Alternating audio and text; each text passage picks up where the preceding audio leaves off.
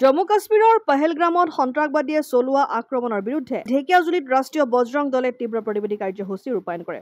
ৰাষ্ট্ৰীয় বজৰং দলে প্ৰতিবাদী কাৰ্যসূচী ৰূপায়ণ কৰি ঢেকিয়াজুলি নগৰৰ পৰিৱেশ উত্তাল কৰে। প্ৰতিবাদী কাৰ্যসূচীত আন্তঃৰাষ্ট্ৰীয় হিন্দু পৰিষদৰ অসম প্ৰান্তৰ উপ সভাপতি সুব্ৰত দাস, ৰাষ্ট্ৰীয় বজৰং দলৰ তেজপুৰ বিভাগ সভাপতি সন্তোষ শাহ, তেজপুৰ বিভাগ সম্পাদক অভিজিৎ ঘোষ, তেজপুৰ জিলা প্ৰভাৰী পংকজ নাথ, ৰাষ্ট্ৰীয় বজৰং দলৰ দৰং জিলাৰ সাধাৰণ সম্পাদক সমীৰণ বৰাৰ লগতে সংগঠনটোৰ নেতা কৰ্মীসকল উপস্থিত থাকে।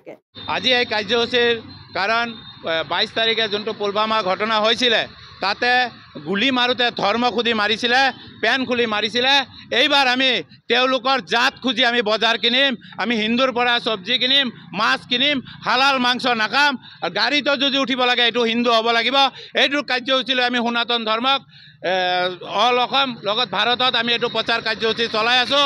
আমি যি কাৰ্যক্ৰম কৰিম আমি সনাতন হিন্দুৰ পৰা কৰিম আৰু বন্ধুও যদি বনাওঁ আমি হিন্দুক বনাম। এইটো কাৰ্যক্ৰম আমি ৰাষ্ট্ৰীয় বজৰং দলে কৰি আছোঁ।